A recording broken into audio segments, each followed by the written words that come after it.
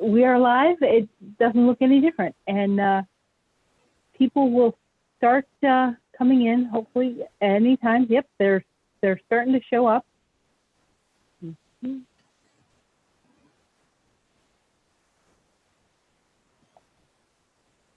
Yes, as folks are coming in, we're welcoming them and hoping everybody's having a fabulous new year so far.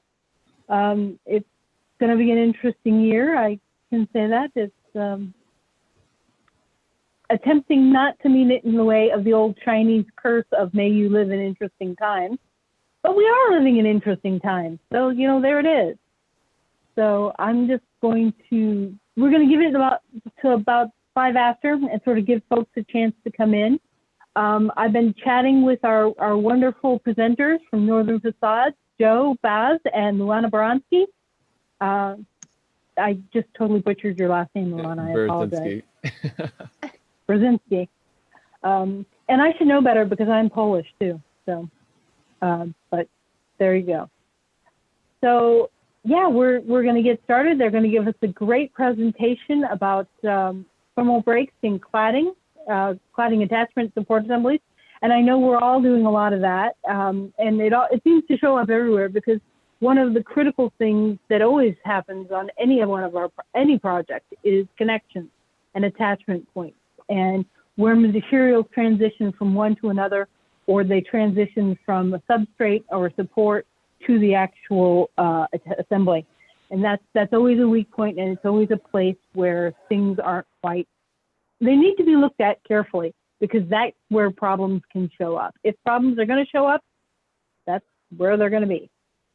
So I'm hoping everybody out there is had a great holiday season, and as we go through this presentation, if you have questions, throw them up into the chat or the Q&A, and I will read them out to our presenters, and they'll answer the questions. So please feel free to join in and ask questions. They would love us to pick their brains and make, no, I'm not going to say make things difficult for them, but no, they're here to dazzle us. So.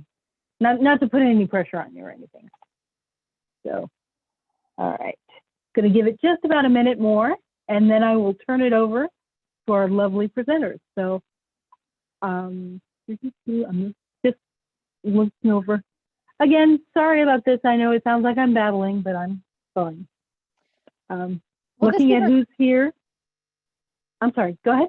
Will this be recorded will this be recorded for anyone? I believe we are recording it.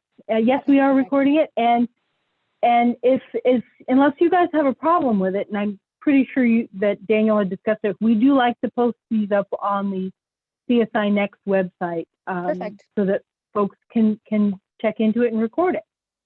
So we are just about getting there, and we have 8 folks attending, and I'm hoping that people are going to continue to pop in. Or continue to join us. And yes, Daniel said we do have it set up, or some Sad said we have it set up to record automatically. Daniel, our technical wizard in chief, has a double deadline today, so he's not going to be able to join us. And I've had those days where you have 2 deadlines, and the fact that he was able even to take time out long enough to say, I've got 2 deadlines, I can't join you, is about as much as we can expect from him. So it is 5 after, and at the risk of drawing this out too much longer, I'm going to turn it over to our lovely presenters, Joe Baz and Luana Buratynski from Northern Facades. We're going to talk to us about thermal breaks. Guys, take it away. Thank you, Catherine. And I just want to say a big welcome to the CSINext members attending this course. Thank you for your time and participation on this subject. We look forward to informing you as much as we can about this certain part of the industry. So just to let you know, we adhere to the AIA best practices for continuing and professional education. As such, it does not include content that may be deemed construed to be improved or endorsed by any AIA bending material, and we make sure it's generic enough so that everyone can gain a broader knowledge instead of being a product endorsed education. Learning objectives of this presentation, you're going to be able to understand how to use thermal clips and the impact on thermal bridging and various types of exterior wall assemblies, identify current clips on the market, how to calculate the number of clips required by your project, and identifying structural forces involved when determining clip spacing. Gain insight on how the NFPA 285 fire code applies to thermal clips, and acquire new ability to effectively detail thermal clips on architectural drawings. So just to let you know, Northern Facades has been in business for over 12 years. It's a division of the Flynn Group of companies. Myself and Joe Baz are the leading technical representatives for Northern Facades on the architectural metal panel side, and especially on the thermal bridging side as well. So let's get into it. Just to give you a high level refresher on what thermal bridging is, it's a localized areas of heat flow through walls, roofs, and other insulated building envelope components. Thermal bridging is caused by highly conductive elements that penetrate the thermal insulation of misaligned planes of thermal insulation. So basically what we're trying to do is reduce the number of connections from the steel stud or punctures in the wall. So that reduces the hot and cold transfer from interior to outside, therefore being more effective wall assembly to save the HVAC and the other systems running on the interior of the building. So these paths allow heat flow to bypass the insulating layer and reduce the effectiveness of insulation. So now you're starting to see that exterior insulation is becoming more common on the outside of the building. Traditionally, it was inboard in the wall cavity, and now we're exploring other areas of outboarding the insulation. The structural attachment strategy method that's been introduced in the industry recently in the past 10 years has helped with market demand and to help increase those net zero energy ready buildings.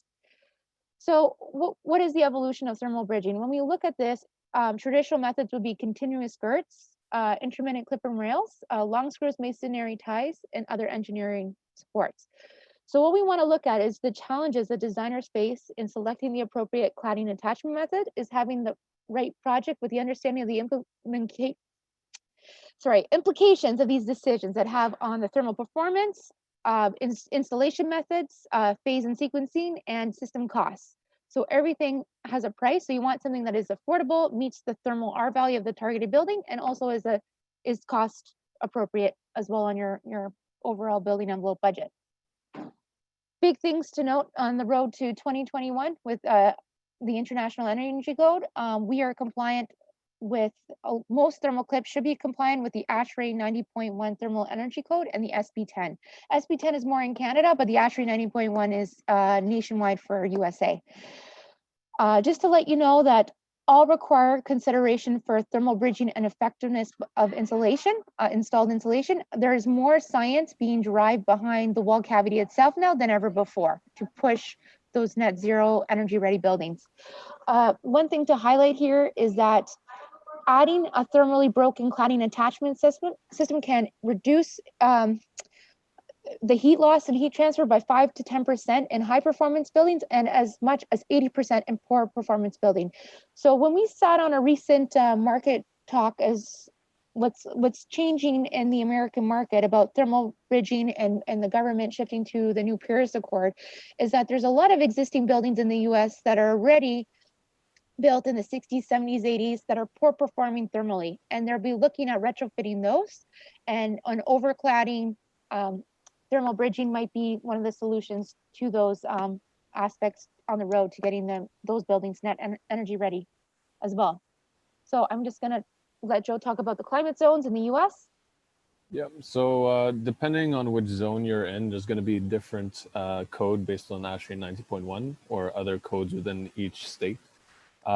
This is the most generic one, so based on ASHRAE 90.1, typically in the warmer climates, you're gonna find that you have lower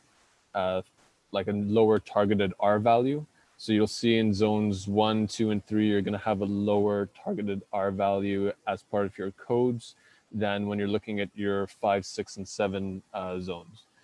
This is to do with climate. When you're on the coast, it's a lot cooler, warmer compared to when you're in the drier central areas in the US. So those are in the lower zones, and that just gives you an idea of where you would be using a lot of the thermal clip market. Because in colder climates, having a thermal break is going to be more effective than the warmer ones. That being said, it is effective regardless of which zone you're in to have a thermal break in your system, but you do tend to see a bigger impact in your colder climates. Also, something to note about that is depending on which state you're in, you're going to have different codes within the actual state itself. This is just the generic codes based on the climate itself. But in places like California, they tend to be more energy efficient. Washington, Oregon, Idaho, they have a bit more stringent codes within the states themselves. Okay, so when looking at what to consider, there are a lot of independent studies released now on attachment guides on the market, and we can share those publications with you if you're interested. The thermal clip size and the type of clip used is all depend on the cladding weight and the gravity loads, which we'll get further into the presentation. You got to think about your wind loads, your downdrift, your uplift of on the exterior of the building, seismic loads, if that's a requirement in your state, and also the backup wall construction. So here we're showing different scenarios, whether it's concrete brick, block, wood stud assemblies, steel stud, split insulation. They're all different types of wall assembly types that are a consideration when designing for a thermally broken wall system. Thickness of insulation, that's also something to look at depending on what climate zone you're in, or if you're reaching passive house, which is more thicker degrees of insulation, and you're looking at 8 to 10 inches or even further. Most of the time I've seen in the US a range from 2 to 6, and any further, a lot more in the colder climates. In Canada, we do 8 to 10 in further up north. So the type of insulation applied is all based on the project design, whether it's spray foam, semi-rigid, polyiso, rigid foam insulation. Different types of insulation have different ways of installing and also ease of installation. So we'll get into that further down the road. Also, think about the effective R value, the target of the building. So the thermal clip plays an important part to reaching that thermal value as well with the steel stud or the substrate and the insulation type selected and the thickness of insulation. The orientation of the cladding attachment system that is required to carry the selected panel system, whether it be a mechanically fastened panel system or light thin stone masonry that's mechanically fastened. You got to think about that, whether the orientation is vertical or horizontal. Details for attaching at the corners and returns and penetrations, combustibility requirements if fire code is really predominant, and a combination of dimensional tolerance and allowable wall thickness. So depending on what type of building it is, the developing area footprint, some building designers want smaller wall cavities, so they'll use smaller insulation, while other people have larger space that can play with larger wall cavities. So just to talk about the consultants involved to help you on your journey when designing with thermal clips, it's recommended that the structural or project engineer on record should be verifying the shop drawings of the thermal clips per quote, locating the local required wind loads in your region, the PSF, the architect detailing the clips, or architectural technologist on the wall section details and wall assembly details in your drawings, and also in the specifications as well. So the architect specifier play an important part in making sure that's detailed on both sets of contract documents. The cladding manufacturer is selected. So the basis of design, whether it's a fiber cement, metal panel, siding, terracotta panel, make sure those are in, and also find out the cladding support attachment system provider. So whatever manufacturers that you are proposing in that as well. Luana? Yes. Question for you. Okay. If Northern Facade is doing the attachment system, are you included under the warranty from the panel cladding manufacturer, or how does that work with the warranty? Because generally we like an assembly or system warranty. Yes, all right. Could you touch on that, please? Yes, all right. So there's two types of warranties. There is the building envelope contractor warranty, where you have your 1-year liability, manufacturer's liability. Some manufacturers offer a 10-year limited warranty, which we do as well. And it's at the state of the purchase order, whether they buy it through the distributor or the contractor itself, and we'll note it registered to the building owner. So that 10-year liability warranty is for the ISO clip itself.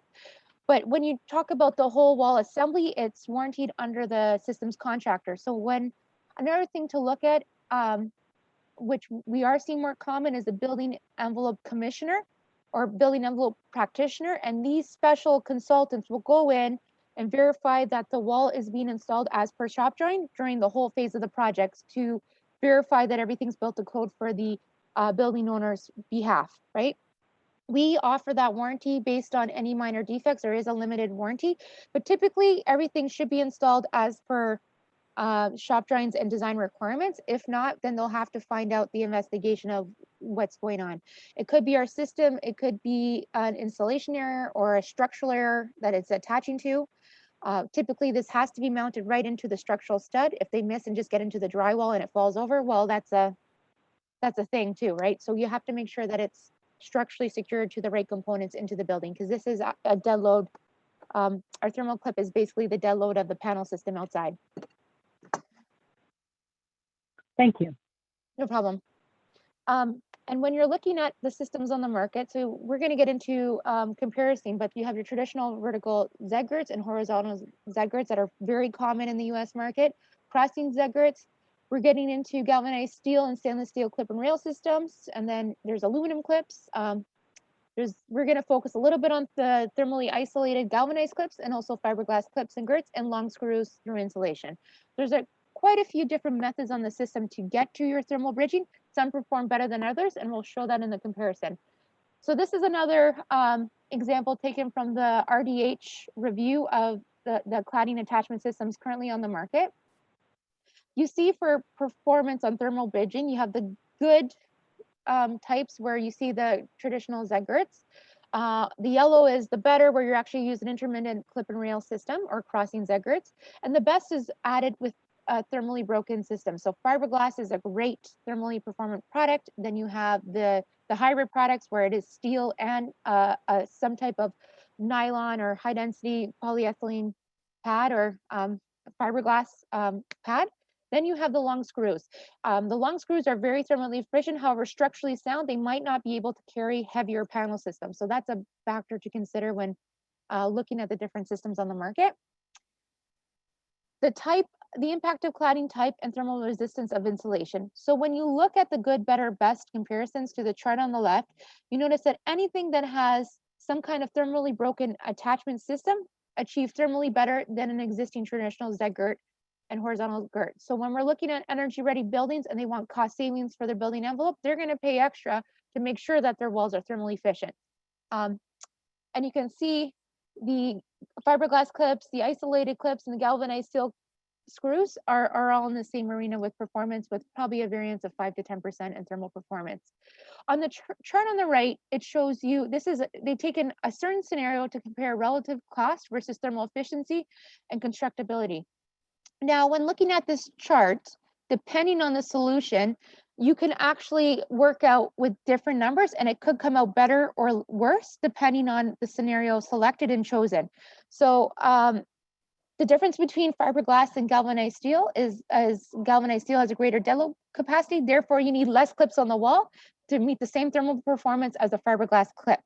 Constructability, some of them are just installed with clips and girts, other ones come with more component pieces, so that takes extra time and labor. So the engineered solution of each type of clip does play a factor on the time it takes to install in the building. But if you're trying to see specific thermal results and a budget, you have to work out all the components and what saves you time and money when you're doing your cost optimization exercise. So I'll let Joe talk about the forces involved with thermal clips. So I will be talking about clip spacing and how you determine it. But before we get to that, I wanted to go over the forces involved with thermal clips. There are three main forces that we talk about. It's your wind load, your dead load, and your pull-out resistance.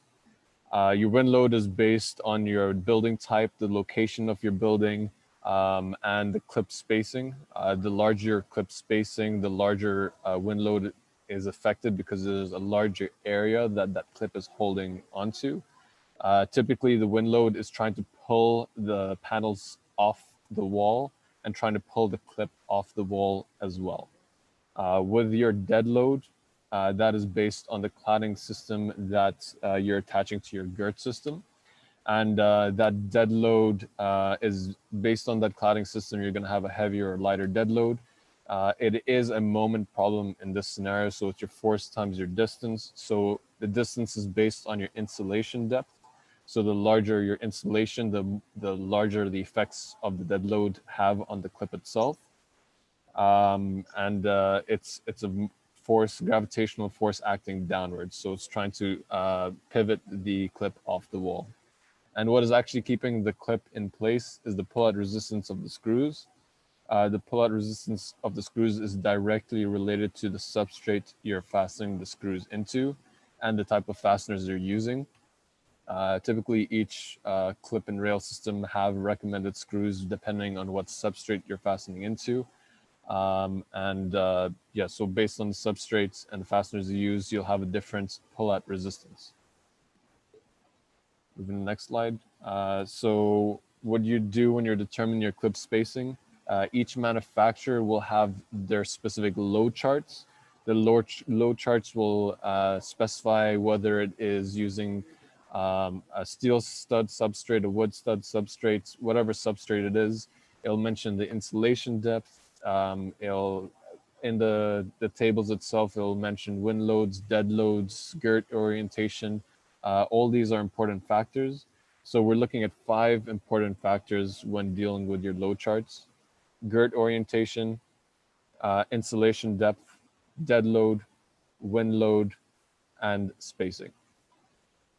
Based on that, you can, the substrate you're fastening it to. Based on that, you can determine the spacing of your clips. And just so you're aware, typically the manufacturer will give you these load charts, and it is the duty of the cladding the cladding installer and the project engineer on record to verify that clip spacing based on the load charts, to make sure that the load chart that is chosen and used for the project and the spacing fits with the project parameters. So just as an example, Luana, if you want to go to the next slide. This is an example of a load chart. Depending on whether in US or Canada, for this specific thing, we're talking about the US, you have different safety factors. So it does actually matter where you are. This specific load chart, the way it is actually one of ours, we have over 100 load charts. So we need to give you the appropriate load chart. To determine the appropriate load chart, we need to know 3 pieces of information: the girt orientation. So in this scenario, it's a horizontal rail orientation. The insulation depth. In this scenario, it's 5 inches. And then the substrate you're fastening into. In this case, it's an 18-gauge stud wall. Based on that, we can narrow down the appropriate load chart, and it will look something similar to what you can see in this presentation. From there, you will need to know your dead load and your wind load. Your dead load is based on the manufacturer of the panel system. They will be able to provide you the dead load. And the wind load is something the project engineer would usually have on hand. They would have done a calculation based on their building design and the location of that building. So if we're going to do an example here, if you're looking at the 3 screw arrangements, with a 2 pounds per square foot dead load, the dead load is shown on the left column and is in pounds per square foot. With a maximum wind load of 37 pounds per square foot, you can achieve a clip spacing of 16 inches by 36 inches. So HV is your vertical spacing, HH is your horizontal spacing. So based on that, that's how you determine your spacing. As long as the values in white in the middle, which is your maximum wind load, are higher than the design wind load for that project, then you can use that clip spacing for your project. Joe, can I ask you a question? Yes. For smaller projects that either don't have an exterior envelope consultant, or the structural engineer of record doesn't feel comfortable with calculating this, are any of the manufacturers equipped to help us calculate that and provide, say, engineered shop drawings? Say a company like Northern Facades. or others, for example? So we do have our own engineering team. Depending on the project, it's usually an additional fee, and depending on the manufacturer, they could have that resource or they couldn't. But there's always a way to help the customer if it's a smaller job and they don't want to hire their own engineer. We typically have our resources to be able to calculate that for you. But again, that's dependent on the project, depending on how involved. Again, if it's small, it's usually nothing too difficult. Anything in the larger scale, typically you would want to have the project engineer focusing on that because it would be their project. They have a full understanding of their building components, more so than someone else coming in. But that being said, you can still achieve it and work something around to make it work for smaller projects. Great. So there are resources available to help, because structural engineers, and believe me, I love structural engineers, don't get me wrong, folks, but some of them are very limited in their contracts as to what they will engineer, that they choose to focus on primary structure and some of the secondary structure, curtain wall attachments, cladding attachments, stairs, Yeah. So on that cold note, form metal framing falls outside of their scope. yeah. So on that note, they're not verifying the values that we're giving them because everything that is in the load charts with any manufacturer is engineered already. These values are not coming up out from nowhere. They have been engineered. What needs to be verified is whether the clip spacing that was chosen, the substrate chosen, all the orientations is appropriate for their project and is verified by the engineer. The engineer is not there to argue with the tables themselves and the values within the tables. They're there just to verify. So their extent of the work, determining the wind load and the dead load, and then from that they can determine the appropriate spacing. Right. Thank you. And typically we help the awarded cladding contractor or the building envelope contractor, whoever it is, and they would be the liaison with the relationships between the panel manufacturer and us, and we'd be all helping them get their shop drawings together to get approved, or they might have an engineer consultant that they'd hire on to. So that's another solution. Perfect. Do that. Excellent. Okay. So depending on what system you're using, what clip manufacturer, you will have different girts and fasteners. As I mentioned, always use the recommended fasteners of that specific manufacturer. As you can see here, there's two different type of clip and rail systems that you can see here. On the left, you have a system which requires an L girt or an L angle to be used as your girt system, while the system on the right, it's more of a U channel system that attaches. There's no right or wrong system. Sometimes there's a preference for the individual contractor that's installing it on site. But depending on the clip and rail system, they have a recommended girt that it attaches favorably to their clip and rail system. So something that is very often overseen is the actual importance of clip spacing. You're not only saving money when you have less clips on a wall and trying to achieve that, but there's also a benefit with reducing the effects of thermal bridging. Luana, at the start of the presentation, brought up thermal bridging, which is, in a nutshell, having high conductive materials through your insulation, which is an avenue for heat to transfer from the interior to the exterior of the building. So when you have your clips going through the insulation, those are high conductive materials going through your insulation and are thermal bridges for heat to transfer, and therefore your building is less energy efficient with more clips on your wall because there is more avenues for heat to transfer between the interior and the exterior. So when an engineer is looking at the spacing, very often engineers want to over-engineer their projects because they don't want to risk anything going wrong. But in this scenario, it's always advised to be safe, without a doubt. You have to be a little bit over-engineered, but not to the extent where you are penetrating a lot of the insulation with these clip and rail systems. You want to have an adequate spacing, not only for the contractor, for the cost of the customer, the cost of the contractor with having more clips, but also for improving the total thermal efficiency of that building.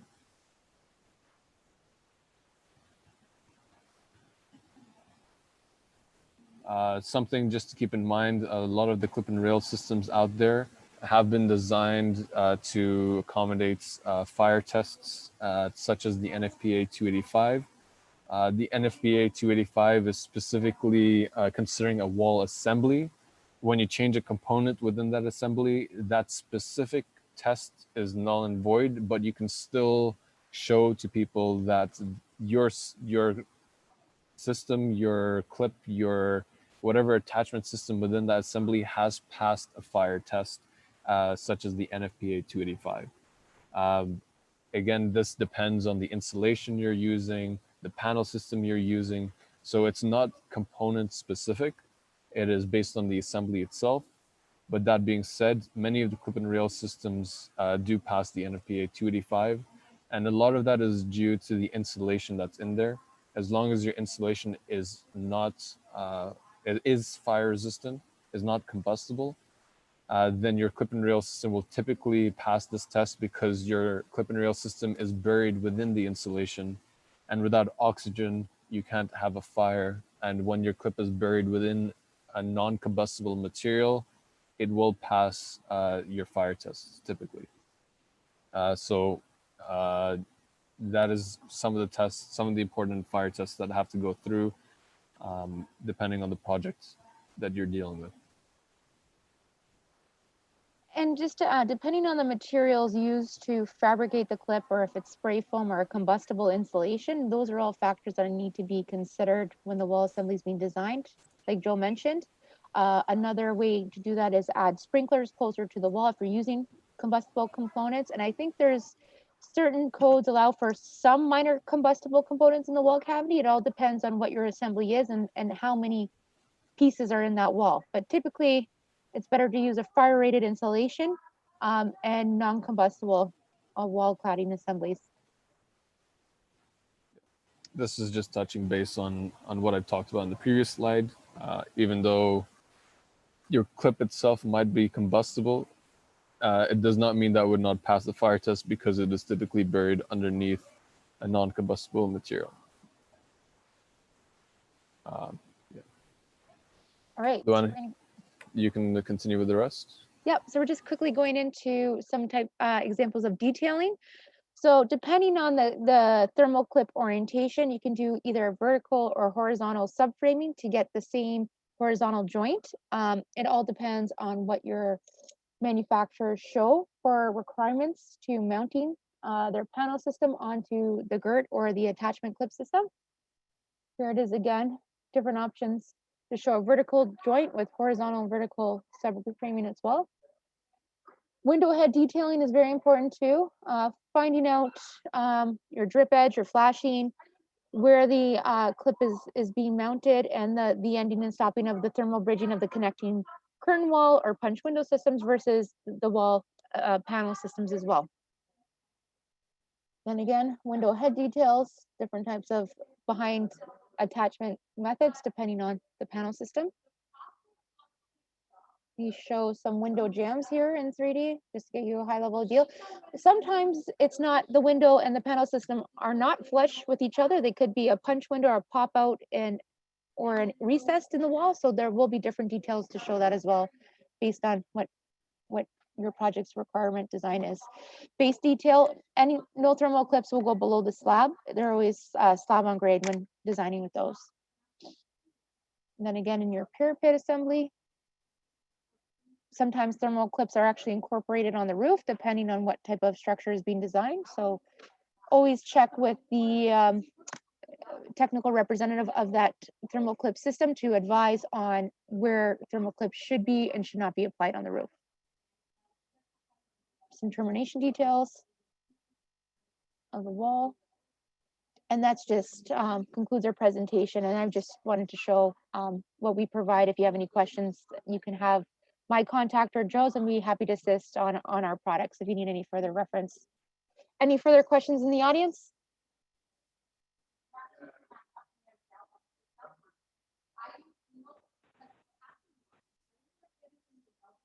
Yeah, if you have any questions, anybody, feel free to throw into the chat or into the Q&A, and we'll get. Let's see. I have a question. So the actual material that is doing the thermal, that is providing the thermal bridging, is providing the thermal break, essentially. What now that we're done with the AIA portion, what is your system using for the bridging material? I'm just curious. So if you can see my video here, we're using fiberglass reinforced polyamide material, nylon, which is the same kind of thermal break in curtain wall applications. It's 0.25 millimeters or a half an inch thick thermal break, and we redesigned the pad because previously we used to use a half an inch high density polyethylene. I just have our original one here. If you stop showing your slideshow, it'll make the picture bigger so people can see the samples you're holding up a little bit better instead of you being teeny. Good call. Oh, and by the way, can you make the slideshow available to people if they want to download it, if they want to have some more of this information, especially this list of publications and stuff? Yes, we can share our presentation. Fantastic. And we'll get that posted on the CSINext website. So. Right. So hold up your samples again, now that you're more than a postage stamp size. Yes. So this is our solution to thermal bridging, and basically this is the connection that goes back to the substrate, and then the L angle would be attached either vertical or horizontal on the pad. A lot of this with our thermal charts, we actually on isoclips.com, we actually have this new tool called the isoclip calculator, which can calculate your clip spacing and give you the R values associated with your wall assembly. It's pretty user-friendly to follow the prompts of you select your wall type. Joe has some information here. And then we also are launching a new product, which Joe's going to show as well for 6 to 8 inches. This is our 6 to 8 inches. Typically, you'll see it in colder climates or passive house projects. This is going to get released in March, early April. So it's a bit bigger than our existing 3.25 inch clip. It's longer, so you can accommodate like larger structures, more structures, and it has a hole in the middle. The reason for this is to actually reduce the effects of thermal bridging. Typically, thermal bridging is based on the cross-sectional area of the material it's going through. Typically, you go from your cladding system through your girts into the clip, through the clip, into the fasteners, and into your substrate. And that's kind of the path of the heat transfer. So we try to reduce the cross-sectional area along that path of heat transfer. So right now, this cross-sectional area and this cross-sectional area is the amount of 2 screws. So this new product is going to be a lot more thermally efficient than a lot of them in the markets and more than our existing. This is a 3D printed model here, so it will stay as a blue pad. It's gray right now just because of the material that we used. But that's something that's coming up with our future. And yeah, as Luana said, we do have a structural calculator online that just got released at the end of the year. Even if you're not using thermal clips in your current project, you could play around with it, see what it looks like. And we will be uploading any new information and data sheets once this is out onto that clip calculator, onto our website. So that will be available too in the near future. Do you have a 2-inch clip we can show? I do, yes. A lot of the southern states typically have 2 inches to 3 inches of outboard insulation, and that's our solution for the smaller wall cavities. This is for smaller. So we've got a 3.25 inch, accommodates 4 to 6 inches of insulation. We've got our 2 inch, which goes to 2 to 3.5 inches of insulation. And then our new clip, which will be for the higher end insulation categories. So Just so you, if you are interested in learning more about the clips, you can send us an email. I can talk more about it now, but I don't know if we're supposed to be talking about our products in this depth. So You can talk about whatever you have. I was just going to make a comment to our audience that obviously Joe and Luana are very knowledgeable on stuff, and they're going to give us a taste in this. But we need to make sure that folks can get your contact information. Now, are you both listed on the Northern Facades website? So it might be an easy way. How do people get a hold of you if they have questions and if they want to dig in further or talk to you about specific projects? So if you go onto the IsoClips website, there is a generic email, info@isoclips.com. That email will go directly to both Luana and myself, and we both respond to those emails as soon as we can. You can typically get our contact information easily through that because we will respond to your email. That's probably the easiest method, or we can share our information if you have a list of people that have attended. Right. And I can do that too. I will get you the list. Yeah.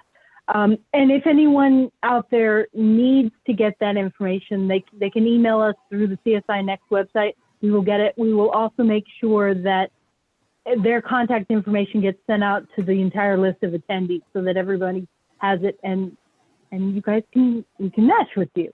So Meanwhile, why don't you tell us all your good stuff, Joe? Yeah, and that being said, in the actual presentation, it does say presenters Luana and Joe, and under that you will find our phone numbers, emails, etc. So if you do have access to the presentation, then you can get our information. So yeah, talking about the actual clip itself, let me just get something here.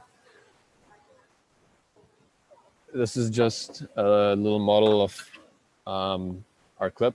So you can use the same clip for both vertical and horizontal girt systems. So this is an example with our old clip. We don't really have many displays with our new one, at least I don't right now, which just to show you, using the same clip in the same orientation, you can install something vertically or you can install it horizontally. That depends on the panel systems that you're installing. You don't need two separate clips. Depending on which clip manufacturer, you very often require two separate clips. So that just helps with stocking issues. And if you have multiple different insulation thicknesses within your wall, you can also use the same clip for a variety of different insulation thicknesses. Again, a lot of the other clips in the market typically have a specific clip for each size. Once again, it's a stocking issue depending on the project. If you want to move your clips to the next project, a big thing with our clip is actually the adjustability in the helping hand. So you essentially slide your girts into the helping hand, and you can move it in and out to accommodate for wall deviations of plus or minus half an inch. So that way you don't need to put any shims in the back of your clips to accommodate for any issues with the wall. And typically you will have some sort of deviation within your wall. Same thing with a vertical, you can just move. Go ahead. Yeah. No, I was just going to say, you keep moving it around, but it looks like you've got a drip hole on the corner, which is going to prevent any moisture from getting trapped in that clip cavity. You mean this? And so it allows, the little hole right there. This is actually. You like moisture just on the corner. Yeah. This thing right here. Yep, there you go. Yep. Yeah, I mean, you could use it as that's that. Something that always worries me. Yeah. And then there are some guidelines on the actual clip. This line right here shows you where you have to install your girt. So the edge of your girt needs to go past this line for it to be a proper installation. It's just there for the installers. This specific line is there to show you where you should install the fastener that goes into the girt. So if you look at this, for example, that vertical line shows you where this fastener should be installed. So there's a lot of little design features within the ISO clip that seem insignificant but are there for a reason. And I want to exactly. And I just want to add the metal coating. So we have galvanized steel for midland areas, and on marine and coast applications, we got Galvalume coating for corrosion resistance. And we're salmon safe certified. So on certain states, especially Washington that has salmon safe in their state code, we actually dip this in a nylon coating. So the runoff of any metal or galvanization will not hit into the streams of the water. It also is a lot of credits for lead as well. You got the dip coating? Yeah, I'm just bringing up. So this is what the nylon. This is it will be fully nylon coated, but this is just an example of what the nylon coating looks like for whenever you have a salmon safe project. It's just there to help with the aquatic life in the oceans and in the rivers. What you typically see with a lot of galvanized projects is you have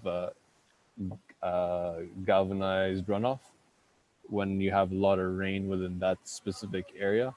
And that galvanized runoff goes into the rivers and lakes and the sea, and it kills a lot of the wildlife, such as salmon.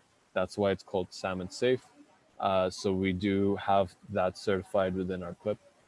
It shows we're environmentally conscious. And that being said, we do also help with any LEED accreditation. If you have a project that is that requires LEED certification, we can help with the application process with using our clip. We cannot guarantee that we will get you points, but we have got specific LEED points using this our type of system. Just out of curiosity, where are you guys manufacturing this one? We're manufacturing in Mississauga, Ontario, which is right by Toronto. Okay. So convenient to the East Coast. Here. Yes. Yeah. Nice. But we do have distributors around the US and Canada. So they typically have their own stock. We have distributors on the West Coast, on the East Coast of the US. We have distributors in North and South Dakota, where is it? Minnesota and Wisconsin. And anywhere else we sell direct to if we don't have a distributor in that area. We only sell the clip to US and Canada. It's a strictly North American product. Okay. Well, we are at about 10 minutes to the hour. So I think that's, I'll give people 10 minutes back because we can everybody can use an additional 10 minutes in their day. For sure. So I want to thank Joe and Luana for a great presentation. And thank you everybody who joined us. I know it's the first full week of a brand new year, and that's always a tough one. So please do check back. Our next meeting is gonna be on February 4th. I can't tell you what the meeting topic is gonna be, but it's gonna be fabulous. So whatever it is, I can guarantee it'll be fabulous. So, and if it isn't, you can personally blame me, but I will make sure it's fabulous. So I hope to see you all again soon, and I hope everybody has a great new year. Stay online for the survey that's going to come up, because if you need your AIA credits, that's where we need to get your number, and you will get that information to Luana so that you can make sure that everybody gets their credit. So Happy New Year to everyone. Thank you so much, Joe. Thank you so much, Luana. That was a great presentation. And their information will be available to anyone who wants to reach out. They're a great resource, and you can ask them all sorts of fun questions about your project specifics. In the meanwhile, everybody have a great new year and stay safe, and we'll see you in February. Bye, everyone. Bye-bye. Bye. Thank you, Catherine. Thank you, Luana. Did a great job. Yeah, you too. All right. Bye. I'll see you in the board meeting in a few minutes. Sounds good.